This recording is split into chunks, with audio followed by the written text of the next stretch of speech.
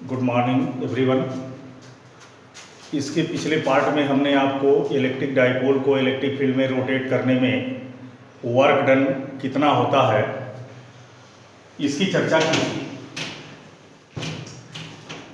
लेकिन कुछ थोड़ा सा डिस्टर्बेंस था, इसलिए उस वीडियो में थोड़ी सी गलती हो गई है, उसको कंसीडर मत करना तुम लोग, ठीक है ना।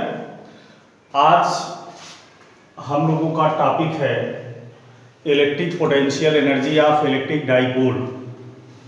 जो एक बात और याद रखना कि इलेक्ट्रिक डाइपोल से रिलेटेड जितनी बात पढ़ाई जा रही है, चाहे इलेक्ट्रिक डाइपोल के due to electric field, axis पर, इक्वेटर पर, at any point, torque on electric dipole in electric field, work done to rotates an electric dipole in electric field, चाहे electric potential energy of electric dipole, जितनी चीज पढ़ाई जा रही है वो सारी चीजें आप एज इट इज मैग्नेटोस्टैट में भी पढ़ना पड़ेगा आपको।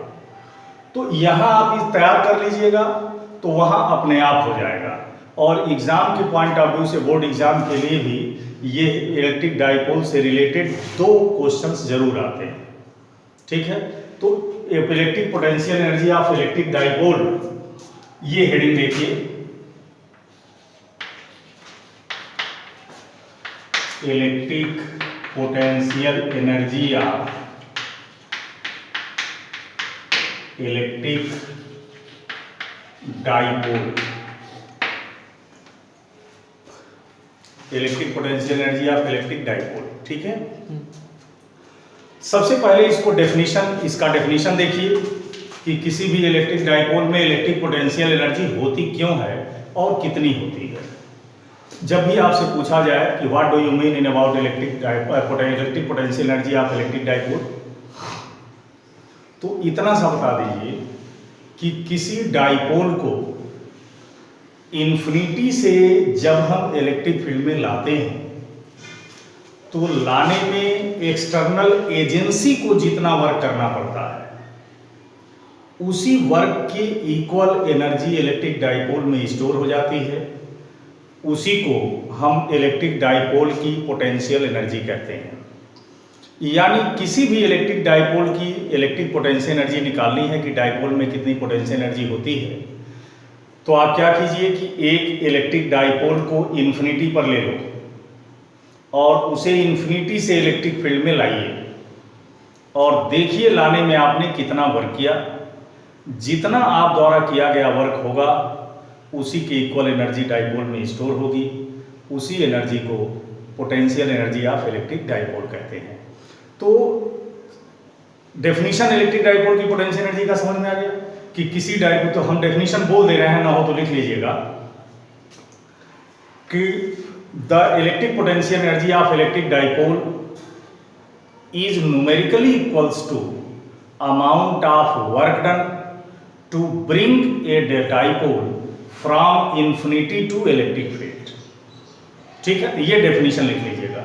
अब इलेक्ट्रिक डाइपोल की पोटेंशियल एनर्जी का फार्मूला हम डिराइव करने जा रहे हैं और इस फार्मूले से कभी भी यदि कोई न्यूमेरिकल आता है कि कोई इलेक्ट्रिक डाइपोल इलेक्ट्रिक फील्ड में ऐसे रखा हुआ है, उसकी पोटेंशियल एनर्जी बताइए, तो जो फार्मूला हम डिराइव करने जा रहे हैं इससे इजीली बता सकते हैं। तो देखिए कैसे हम इलेक्ट्रिक पोटेंशियल एनर्जी निकालेंगे। जैसे मान लीजिए किसी रीजन में हमने एक यूनिफॉर्म इलेक्ट्रिक फील्ड क्रिएट कर दिया, ठीक है। ये इलेक्ट्रिक फील्ड क्रिएट है यहां तक, और जो इलेक्ट्रिक फील्ड हमने क्रिएट किया उसकी इंटेंसिटी E है। अब एक इलेक्ट्रिक डाइपोल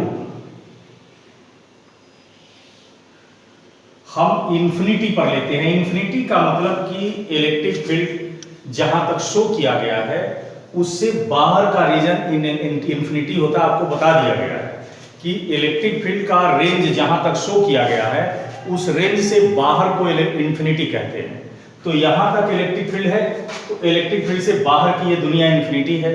तो हमने एक इलेक्ट्रिक डाइपोल लिया जिसके दोनों पोल के बीच का डिस्टेंस 2L है, और ये इसका नेगेटिव पोल है और ये इसका पॉजिटिव पोल है। अब इस डाइपोल को इन्फिनिटी से हम इलेक्ट्रिक फील्ड में लाएंगे, ठीक है। तो पहले आप क्या कीजिए कि डाइपोल को इन्फिनिटी से इलेक्ट्रिक फील्ड में ऐसे ही लाइए, इलेक्ट्रिक फील्ड के पैरेलल ही, और निकाल लीजिए कि कितना वर्क हुआ। तो इस समय डाइपोल इन्फिनिटी पर है, इसलिए इसमें कोई पोटेंशियल एनर्जी नहीं होगी। और डाइपोल को ऐसे लेते आइए यहां तक लाइए। तो चूंकि यहां तक कोई इलेक्ट्रिक फील्ड नहीं है, इसलिए डाइपोल को जब लाकर आप ऐसे खींचकर यहां तक लाएंगे, ऐसे डिस्प्लेस्ड करके जब यहां तक लाएंगे, तो यहां तक लाने में भी इलेक्ट्रिक फोर्स के अगेंस्ट आपको कोई वर्क नहीं करना पड़ेगा, क्योंकि हम इलेक्ट्रिक डाइपोल की इलेक्ट्रिक पोटेंशियल एनर्जी पढ़ रहे हैं। और जब इलेक्ट्रिक पोटेंशियल एनर्जी पढ़ा जाता है तो इलेक्ट्रिक पोटेंशियल एनर्जी में हम ये निकालते हैं कि हमने इलेक्ट्रिक फोर्स के अगेंस्ट कितना वर्क किया। ऐसा नहीं कि हमने टोटल कितना वर्क किया उसको निकालेंगे ना, इलेक्ट्रिक फोर्स के अगेंस्ट हमने कितना वर्क किया ये निकाला जाएगा। तो चूंकि यहां से जब डाइपोल को हम डिस्प्लेस किए तो यहां से यहां तक तो कोई इलेक्ट्रिक फील्ड नहीं है, इसलिए डाइपोल को यहां से यहां तक लाने में हमने इलेक्ट्रिक फोर्स के अगेंस्ट कोई वर्क नहीं किया। अब जो ही डाइपोल को आप यहां तक ला दिए, तो जो ही डाइपोल का ये नेगेटिव पोल इलेक्ट्रिक फील्ड के अंदर इंटर किया, जैसे इसको ऐसे खींच के यहां तक लाए, तो जो ही नेगेटिव पोल इंटर किया इलेक्ट्रिक फील्ड के अंदर, अब इलेक्ट्रिक फील्ड इस नेगेटिव पोल पर अपने अपोजिट फोर्स लगाएगा और ये डाइपोल इलेक्ट्रिक फील्ड के अपोजिट डिस्प्लेस्ड होता चला जाएगा। मान लीजिए नेगेटिव पोल यहां आ गया, इलेक्ट्रिक फील्ड ने इस पर फोर्स लगाया QE, और इस QE फोर्स के ड्यू टू ये डाइपोल ऐसे खींचता चला गया। तो जब ये नेगेटिव पोल इलेक्ट्रिक फील्ड के अंदर चलता जाएगा तो पॉजिटिव पोल भी आएगा। ज्यों ही पॉजिटिव पोल इलेक्ट्रिक फील्ड में इंटर करेगा, इलेक्ट्रिक फील्ड इस पर इधर की तरफ फोर्स लगाने लगेगी। तो नेगेटिव पोल पर फोर्स इस डायरेक्शन में लगा था, इसलिए नेगेटिव पोल अंदर आता गया। लेकिन ज्यों ही ये ऐसे नेगेटिव पोल अंदर आता गया, ज्यों ही ये पॉजिटिव पोल इलेक्ट्रिक फील्ड में आया, इलेक्ट्रिक फील्ड इस पर अपने डायरेक्शन में फोर्स लगाने लगी। और जब इस पोल पर इधर की तरफ और इस पोल पर इधर फोर्स लगने लगा, तो डाइपोल पर नेट फोर्स 0 हो जाएगा। और जब डाइपोल पर नेट फोर्स 0 हो जाएगा तो डाइपोल वहीं पर रेस्ट में आ जाएगा। अब यहां पर आप ध्यान देने वाली एक बात है कि इलेक्ट्रिक फील्ड के भीतर केवल नेगेटिव पोल में डिस्प्लेसमेंट हुआ है, पॉजिटिव पोल में कोई डिस्प्लेसमेंट नहीं हुआ। इसलिए यदि डाइपोल को इंफिनिटी से इलेक्ट्रिक फील्ड में लाने में यदि हम वर्क निकालते हैं तो सिर्फ हमने इस पोल पर वर्क किया है, इस पोल पर कोई वर्क नहीं हुआ है, क्योंकि इस पोल में इलेक्ट्रिक फील्ड में कोई डिस्प्लेसमेंट नहीं हुआ। और यहां पर अभी हम डाइपोल को इंफिनिटी से इलेक्ट्रिक फील्ड में इलेक्ट्रिक फील्ड के पैरेलल लाए हैं। तो अब जरा देखा जाए डाइपोल में कितना वर्क हुआ। The work done on dipole, तो डाइपोल पर कितना वर्क हुआ इसको हम W1 से लिखते हैं। तो W1 is equal to force into displacement. अब यहां चूंकि इलेक्ट्रिक फोर्स ने डाइपोल को डिस्प्लेस किया है, डाइपोल के नेगेटिव पोल को इलेक्ट्रिक फोर्स ने पुश किया है, पुल किया है, इसलिए एक यहां पर रियल में तो वर्क इलेक्ट्रिक फील्ड ने किया है, लेकिन हमने बताया था कि किसी इलेक्ट्रिक डाइपोल को इन्फिनिटी से इलेक्ट्रिक फील्ड में लाने पर एक्सटर्नल एजेंसी द्वारा जितना वर्क होगा उस वर्क की इक्वल एनर्जी स्टोर होती है, जिसको हम इलेक्ट्रिक पोटेंशियल एनर्जी कहते हैं। तो जैसे एक एग्जांपल के तौर पर यदि कोई बॉडी ऊपर से नीचे गिराई जा रही है तो रियल में तो उसको अर्थ खींच रही है, लेकिन यदि पूछा जाए कि हमने कितना वर्क किया तो हमने उतना ही वर्क किया जितना अर्थ ने किया, बस साइन नेगेटिव हो जाएगा। उसी तरह से यहां नेगेटिव पोल को इलेक्ट्रिक फील्ड ने डिस्प्लेस किया है, लेकिन एक्सटर्नल एजेंसी द्वारा यदि वर्क पूछा जाए तो वर्क नेगेटिव में आएगा। ठीक है ना? इसको दूसरे तरह से भी समझ सकते हो कि यहां बॉडी ने वर्क नहीं किया, बॉडी पर वर्क हुआ। ठीक है ना? इसलिए भी यहां पर नेगेटिव साइन लगा देंगे। तो फोर्स QE, और चूंकि डिस्प्लेसमेंट 2L हुआ है नेगेटिव पोल में, इसलिए डिस्प्लेसमेंट 2L हो गया। अब ये वर्क डन हो गया माइनस QE इंटू 2L। तो Q इंटू 2L की जगह आप P लिख सकते हो, तो वर्क डन हो गया माइनस P। अब ये इलेक्ट्रिक डाइपोल इंफिनिटी से इलेक्ट्रिक फील्ड में आया, लेकिन इलेक्ट्रिक फील्ड के पैरेलल आया। अब इलेक्ट्रिक डाइपोल को इलेक्ट्रिक फील्ड में लाने के बाद यदि हम इसे रोटेट करा दें थीटा डिग्री, मान लो ये पॉजिटिव पोल ये नेगेटिव पोल, हम थीटा डिग्री रोटेट करा दिए डाइपोल को, अब हमारा डाइपोल इलेक्ट्रिक फील्ड से थीटा डिग्री हो गया, तो डाइपोल को इन्फिनिटी से इलेक्ट्रिक फील्ड के पैरेलल लाने में कितना वर्क किया निकाल लिया। अब लाने के बाद हमने डाइपोल को रोटेट कराया है, तो रोटेट कराने में कितना वर्क किया ये निकाल दिया जाए। The work done to rotates the dipole from stable state to theta degree। अब स्टेबल स्टेट से थीटा डिग्री रोटेट कराने में कितना वर्क किया गया है, तो आपको कल ही बताया गया है कि यदि कोई डाइपोल इलेक्ट्रिक फील्ड के पैरेलल हो और उसको थीटा डिग्री रोटेट कराते हो, तो रोटेट कराने में आप द्वारा जो वर्क डन होगा वह हो जाएगा P1 माइनस cos थीटा। तो डाइपोल को इलेक्ट्रिक फील्ड में इन्फिनिटी से इलेक्ट्रिक फील्ड के पैरेलल लाने में कितना वर्क हुआ निकल गया, फिर इसको रोटेट कराया थीटा डिग्री कितना वर्क हुआ निकाल लिया। अब डाइपोल पर टोटल वर्क निकाल लिया जाए, total work done on dipole, तो टोटल वर्क डन हो जाएगा W is equal to W1 plus W2। W1 की वैल्यू है माइनस पी, तो ये हो जाएगा माइनस पी। W2 है P1 माइनस cos थीटा। अब आप इसको थोड़ा सॉल्व कर लीजिए, तो ये हो जाएगा P minus P cos theta, तो ये कैंसिल हो गया, तो टोटल वर्क डन हो गया minus P into E into cos theta. ठीक है, तो इलेक्ट्रिक डाइपोल को इन्फिनिटी से इलेक्ट्रिक फील्ड में यदि थीटा डिग्री पर ला के रखा जाए तो कितना वर्क होगा निकल गया।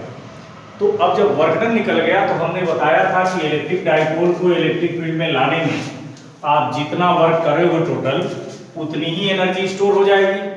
इसलिए डाइपोल की potential energy, the potential energy of dipole, तो डाइपोल की पोटेंशियल एनर्जी हो जाएगी माइनस पी cos थीटा। अब ये जो फार्मूला आपको बताया गया, इस फार्मूला के हेल्प से कोई भी डाइपोल इलेक्ट्रिक फील्ड में किसी भी एंगल पर रखा हो तो उसमें कितनी पोटेंशियल एनर्जी है ये कैलकुलेट किया जा सकता है। बस डाइपोल का डाइपोल मोमेंट दिया हो, जिस इलेक्ट्रिक फील्ड में रखा हो उसकी इंटेंसिटी दी हो, और डाइपोल इलेक्ट्रिक फील्ड से कितने डिग्री पर है ये थीटा पता हो, तो इलेक्ट्रिक डाइपोल की पोटेंशियल एनर्जी निकल जाएगी। अब इसमें कुछ छोटी बात देख लीजिए, इसी फार्मूले का जरा वेक्टर फॉर्म देख लीजिए। वेक्टर फॉर्म ऑफ एबव, तो इसका वेक्टर फॉर्म हो जाएगा minus vector P dot vector E. तो अब इस पर जैसे मान लीजिए आपको डाइपोल मोमेंट आई जे के के फॉर्म में दे दिया गया वेक्टर में, ई भी आई जे के फॉर्म में दे दिया गया, दोनों का डॉट प्रोडक्ट कर दीजिए, पोटेंशियल एनर्जी निकल जाएगी। दूसरी बात, potential energy in stable state, ऐसे कभी कभी पूछ दिया जाता है कि find the potential energy of electric dipole in stable state. तो स्टेबल स्टेट में कोई भी डाइपोल तभी रहेगा जब थीटा की वैल्यू 0 हो। ठीक है, तो जब थीटा की वैल्यू 0 यहां रख देंगे तो पोटेंशियल एनर्जी हो जाएगी माइनस पी, और यही पोटेंशियल एनर्जी की मिनिमम वैल्यू भी है। तो यहां पर दो तरह से क्वेश्चन पूछा जा सकता है कि find the potential energy of electric dipole in stable state, तो माइनस पी, या find the minimum potential energy of electric dipole, तो भी माइनस पी, या ये पूछ दिया जाए कि किसी इलेक्ट्रिक डाइपोल की पोटेंशियल एनर्जी मिनिमम कब होती है, तो आप सीधा बता दीजिए कि the potential energy of electric dipole is minimum in stable state and which value is equal to minus P. ठीक, अब डाइपोल की पोटेंशियल एनर्जी इस अनस्टेबल स्टेट में निकालिए, तो यहां लिख देंगे potential energy of dipole in unstable state. तो अनस्टेबल स्टेट का मतलब कि theta is equal to 180 degree.